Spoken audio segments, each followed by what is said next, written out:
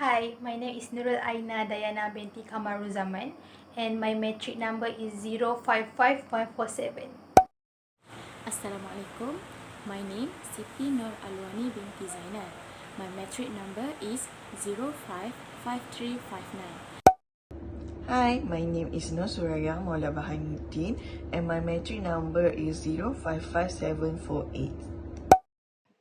Hi, my name is Siti Rauda binti Ahmad.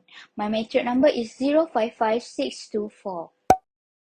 Assalamualaikum warahmatullahi wabarakatuh. My name is Barakah binti Muhammad Asri, 055049. Z&Z Sdn Berhad is a family business owned by Mr. Ziad and Mrs. Juliana. In early 2021, Z&Z appoint your team as their accounting and management advisors.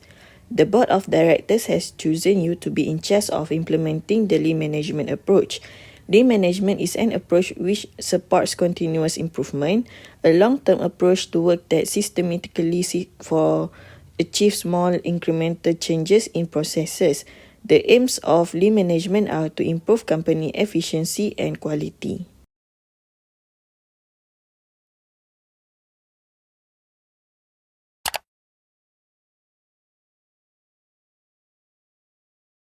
The definitions of lean management. Lean management is an approach to managing an organization that supports the concept of continuous improvement. A long-term approach to a work that systematically seeks to achieve a small, incremental change in a process in order to improve efficiency and quality. The primary purpose of lean management is to produce a value for the customer through the optimization of the resources and create a steady workflow based on a real customer demands. It seeks to eliminate any waste of time, effort, or money by identifying each step in a business process and then reversing or cutting out steps that do not create value.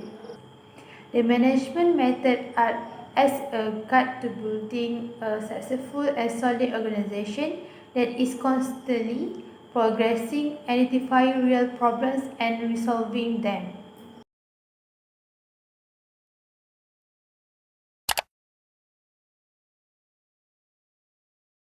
The benefits that can be gained by the various stakeholders in Z&Z from implementing lean management.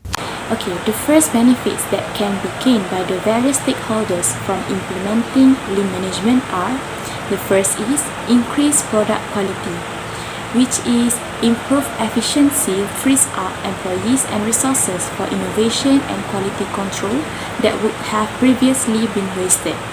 The second is improved lead times, where as manufacturing processes are streamlined, businesses can better respond to fluctuation in demand and other market variables, resulting in fewer delays and better lead times. The next is sustainability. Less waste and better adaptability makes for a business that's better equipped to thrive well into the future. After that, employee satisfaction. Workers know when their daily routine is bloated or packed with unnecessary work, and it negatively affects morale. Lean manufacturing boosts not only productivity but employee satisfaction. Other than that, it also can increase profits, and of course, more productivity with less waste, and better quality ultimately makes for a more profitable company. Okay, next, a decrease in cost is also one of the benefits that can be gained, where profit maximization is the goal of the lean management, while the selling price is influenced by a variety of factors such as product quality or market demand. Most businesses can do more to control their costs, and lean practices help to reduce costs so that all savings can be added to profit. Okay, the last point for this question is utilization of push and pull. If leaders are not paying attention to how inventory is piling up, company expenses can be inflated. So the strategy that can help manage this is having a pull over a push mentality. This means that later production stage determine what is happening in earlier processes. This can assist businesses in avoiding overproduction and paying a higher carrying cost. Businesses will only order what they require. Okay, as a result, lean management will increase stakeholder visibility. It is because most of the stakeholders just want to know how a project is progressing as well as any potential risk. Lean management improves communication and reporting, giving stakeholders a more complete picture of the project.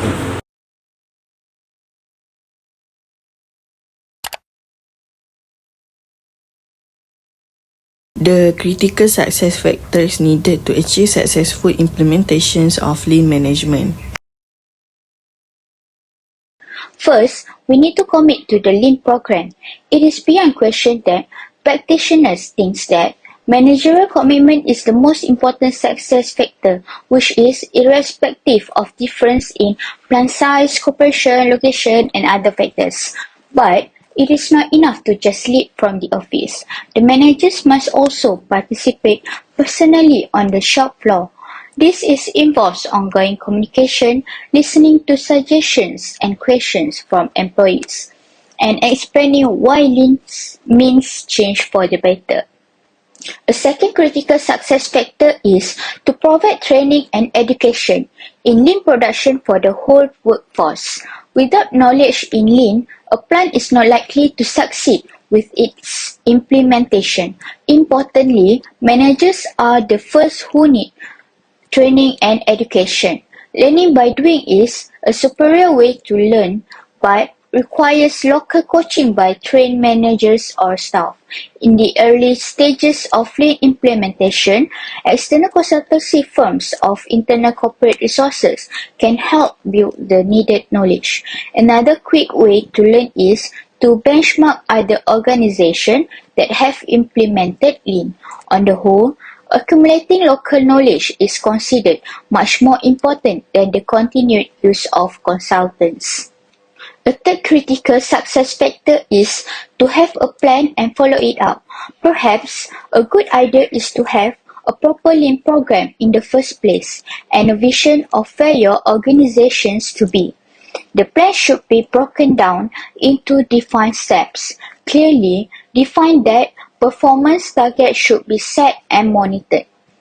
Regular meetings must be held in order to follow up the implementations of specific projects. Managers must seek to integrate Lean in everyday business rather than run it as a separate temporary project on the side of operation. For the third point is allocate resources and share the gains. Allocating the necessary resources to assist the implementations and then share the gains with all the employees is also critical for an organization's success. It is difficult for an organization to turn Lean without a coaching and supporting local Lean team or a distributed task force in the organizations. It is also necessary to dedicate a budget for the transformations. Gains won through the improvement should be shared between the employees. Reward and recognition schemes can be effective in the early stages, but managers should take care when designing reward and recognition schemes because the effects of such schemes seems particularly sensitive to difference in cultural traits. The last critical success factor for a successful implementation of Lean management is the use of Lean tools and methods. The applications of Lean tools and methods is important. The specific Lean tools and methods most frequently mentioned in the survey were first, waste reductions, visualization, problem solving, team concept, continuous improvement, daily management, value stream mapping, and 5S. These are all well-known methods from the Lean production philosophy. Tools and methods are effective and necessary for succeeding with the implementations of Lean in a plan, but they are not sufficient on their own. So the other four factors must complement the tools and methods.